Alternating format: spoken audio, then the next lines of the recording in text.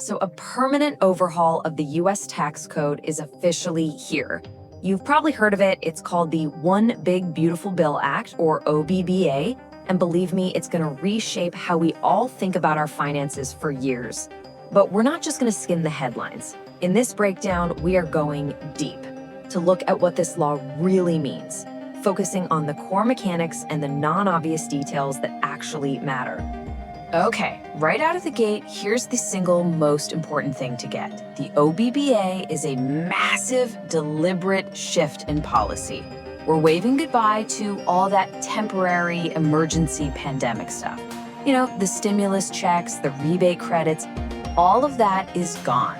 And in its place, we're getting permanent structural changes baked right into the tax code. This isn't another temporary Band-Aid. This is a whole new foundation. All right, here's our game plan for breaking this all down. First, we'll nail down what makes this a truly permanent shift. Then, we'll dive into the nitty-gritty of the new family credits. After that, we'll get into the super complex world of how this hits Americans abroad. Then, and this is crucial, we'll talk about what didn't change. And finally, we'll do a quick roundup of the other stuff hiding in the fine print. Okay, first things first. Let's get our heads around the big picture, the truly permanent nature of this One Big Beautiful Bill Act. So the official name is Public Law 119-21. Yeah, a real page turner. It was signed into law on July 4th, 2025. And the one word I want you to remember here is permanent. See, unlike a lot of recent tax laws that came with expiration dates, the main parts of OBBA are now locked in. They are designed to stay. And what that means for you is a level of certainty for planning your finances that we just haven't had for a very long time. All right, moving on to what is, let's be honest, the main event for a lot of people, the new family credits. We're going to take a really close look at the updated child tax credit. So the big headline number has gone up. It's now $2,200. That's the new maximum child tax credit you can get for each qualifying kid, up from $2,000. It's a straight dollar-for-dollar cut from your tax bill. But the really interesting part isn't just the total amount, it's how much of that you can actually get back in cash.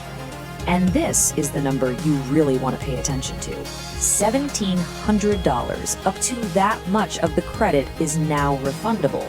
So what does refundable actually mean? It's simple. Even if you owe zero in taxes, like absolutely nothing, the IRS could still send you a check for up to $1,700 per child. We're talking about actual cash in your pocket. This is a huge deal, especially for families with lower incomes. Now, of course, with more money come more rules. It's not a total free-for-all. A few things to keep in mind. Your kid still needs to be under 17 with a social security number. That's standard. At least one parent on the tax return needs a valid SSN too. You have to have at least $2,500 in earned income. And here's the big one, a major change. You are now completely disqualified if you file as married filing separately. That's a new tripwire. So you gotta ask, right? Why? Why make that change? Well, the law itself doesn't have a little note explaining the reason, but if you talk to policy experts, the general thinking is that it's a way to strongly encourage joint returns. It just gives the IRS a cleaner, more complete picture of a household's total finances. It's a structural change designed to, well, nudge our behavior. Okay, stick with me here, because this is where things get really fascinating, especially for one group, US expats. These new rules create a really unique and pretty complex puzzle for Americans living overseas. For expats, this all boils down to a huge strategic choice between two tools. You can think of them as two different paths, the FEIE and the FTC. Path 1, the Foreign Earned Income Exclusion, sounds great. It lets you just ignore a big chunk of your foreign income. But here's the catch. By excluding that income, you might accidentally erase the very earned income you need to qualify for that $1,700 refundable credit. Poof, it's gone. Path 2, the foreign tax credit, is different. It preserves your earned income. So the bottom line is, if you're an expat in a high-tax country like Germany, the FTC is probably your new best friend. But if you're in a low-tax place like the UAE, well, your choice just got a lot harder. Look, this stuff can get super tricky, so if this is your situation, you're gonna wanna go straight to the source. That's IRS Publication 54. It's basically the Bible for expat taxes, and you can be sure it's been updated with all these new details. Okay, now we're getting to what I think is one of the most overlooked but absolutely critical parts of this entire analysis. We're going to talk about what the law left untouched and why that's such a big deal. This is going to sound a little weird, but hear me out. The biggest news in the OBBA might actually be all the things it didn't change. You know, sometimes stability is the story. Knowing that certain things are staying put is just as important as knowing what's new. And for Americans abroad, this is huge. The major compliance programs were left completely alone.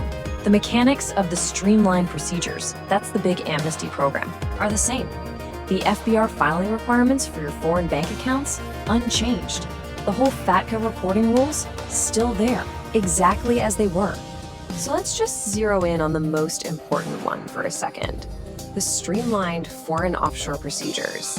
This is that critical lifeline program for expats who are behind on their taxes and want to get compliant without getting hit with those massive penalties. The key takeaway? The program itself, the way it works, has not been changed at all by this new law. But, and this is the analytical insight you really need to get, the numbers you actually plug into those forms are not the same. Think about it.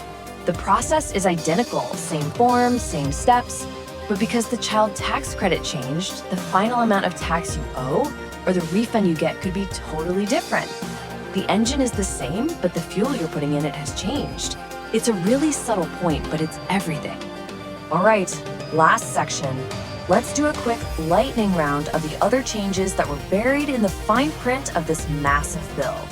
So you've got some tweaks to the standard deduction, which might change whether you decide to itemize. There are new rules for certain itemized deductions, changes to moving expenses, updates for casualty and theft losses, a whole bunch of little things that add up to that larger structural reform we've been talking about.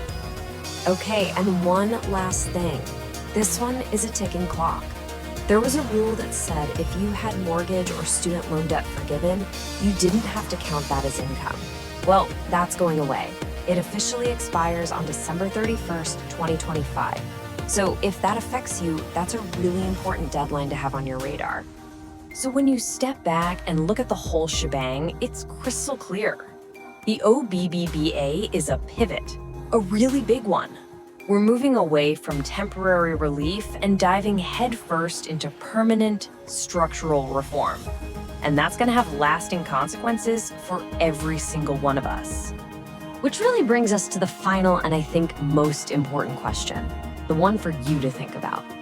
The US tax code has been fundamentally reshaped, and these changes are here to stay. So how are you going to adjust?